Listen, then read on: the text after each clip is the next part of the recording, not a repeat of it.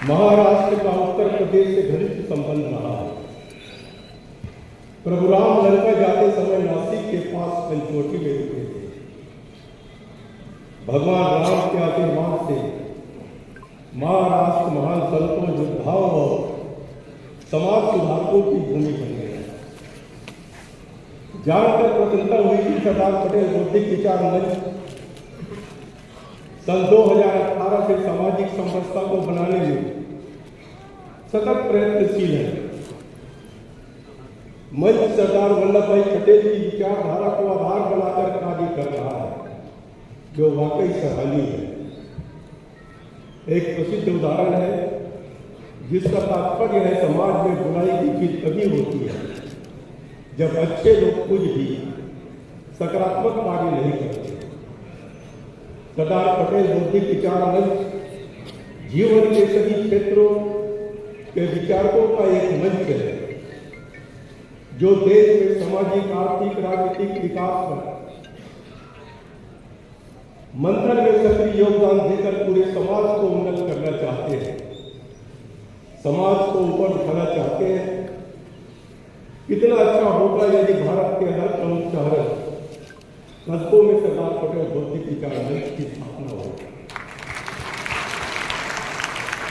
सरदार पटेल को लौह पुरुष कहते हैं क्योंकि उनमें आत्मविश्वास, दृढ़ निश्चय और कठोर कदम उठाने का साहस था।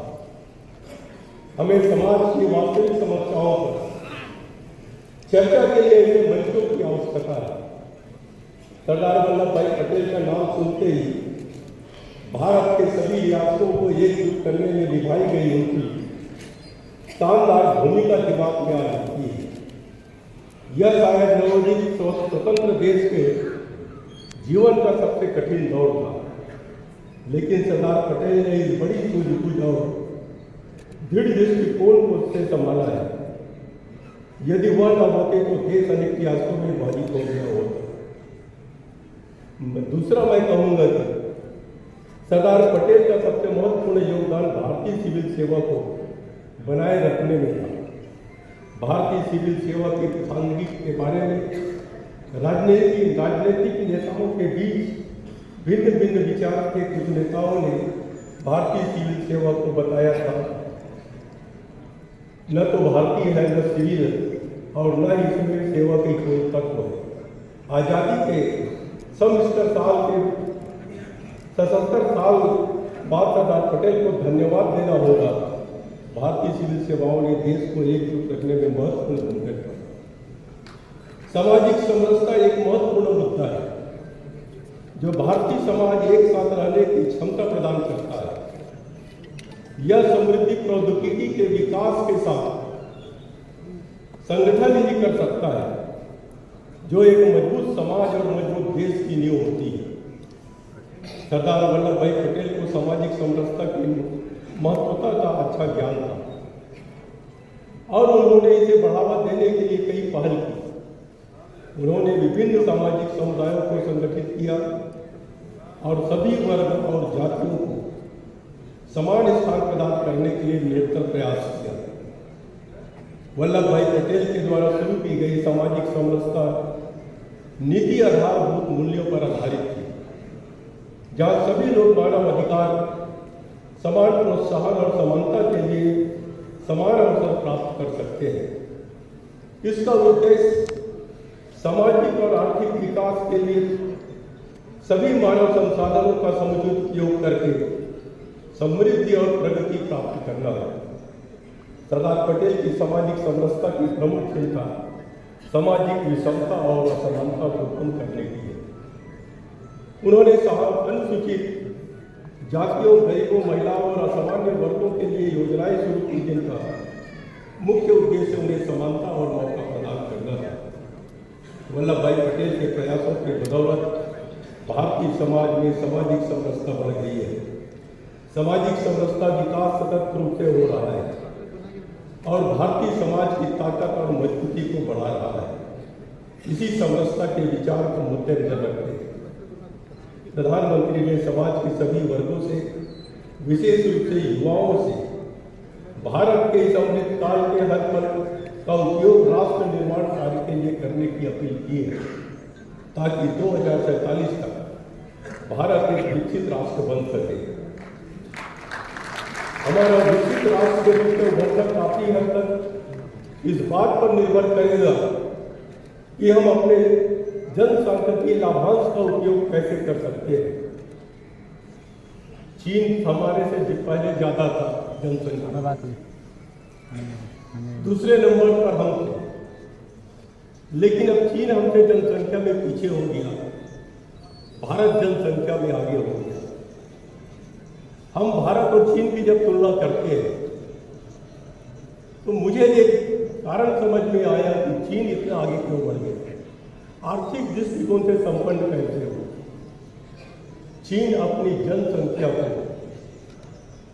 एसेट्स में बदला, लेकिन हम भारत में अपनी जनसंख्या को लायबिलिटी समझ गए। अगर हम भी एसेट्स में बदल दें, हम दुनिया में सबसे आगे हो जाएंगे।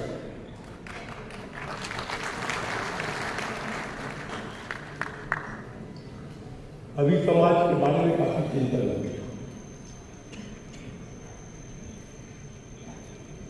और जब मेरे बारे में कुछ बातें कह रहे थे कि इतना मेहनत करके आगे गए, सकिए बस सकिए, इस पद में आए, उस पद में गए, एक व्यक्ति कोई काम नहीं करता। जब हम मकान बनाते हैं तो पत्थर के नींव में पत्थर डालते हैं, लेकिन जब मकान बनकर तैयार हो जाता है तो नींव नहीं दिखता, मकान दिखता है। और कभी मकान के बारे में बात करते हैं। मैं राजनीतिक लोगों से भी बात करना चाहता हूं कि अगर उसको अगर जनप्रतिनिधि बनाया है तो उसके पीछे भी कोई न कोई नींव का पत्थर दबा होता है, तभी वो आगे बढ़ता है। लेकिन कभी कभी लगता है कि मैं अगर यहां तक पहुंचा हूं तो मैं अपने दम पर पहुंचा हूं। उनकी गलत फहमी होती है। जब तक समाज साथ न दे,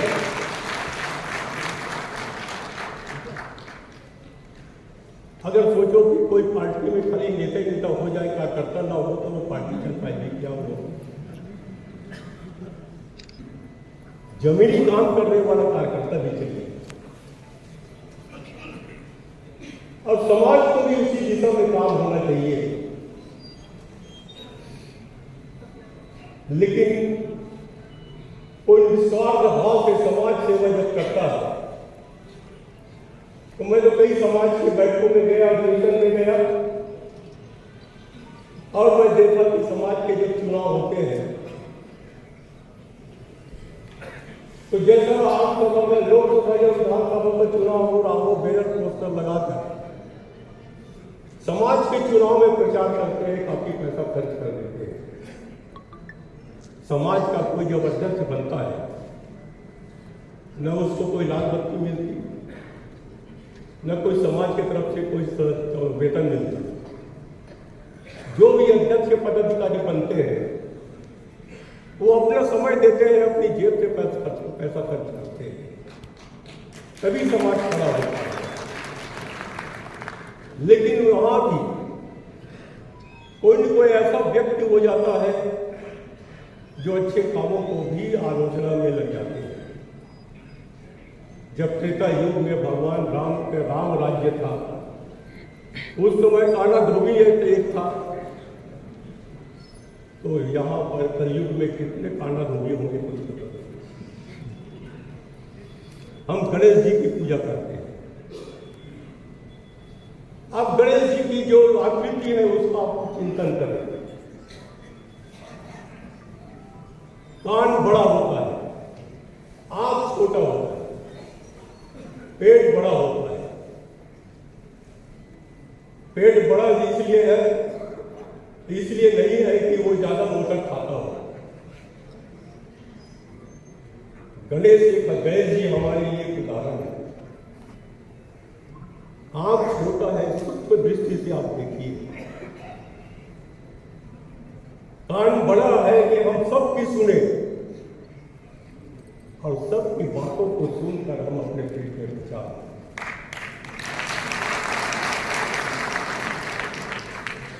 कभी कभी कोई जब काम का कच्चा होता है तो अच्छे काम में भी रुकावट आती है।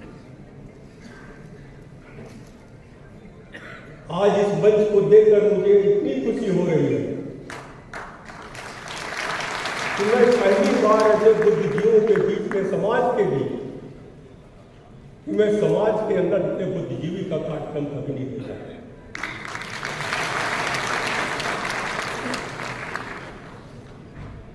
इस मंच के माध्यम से मैं ये भी कहना चाहूंगा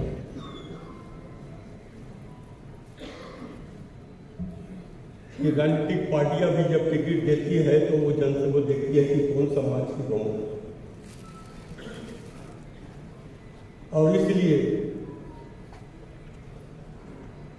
टिकट वितरण में पार्टियां अपने अपने ढंग से कल सोचती है कि हम ये जिसकी समाज की ज्यादा है इसको टिकट दे देते हैं, जीत जाए। समाज के लोग टिकट के लिए तो पार्टी के नेताओं के पास जाते हैं। क्या हम अपनी ताकत इतनी बढ़ा दें कि हमें कोई राजनीतिक पार्टी के पास नहीं जाना है, राजनीतिक पार्टी हमारे पास आए।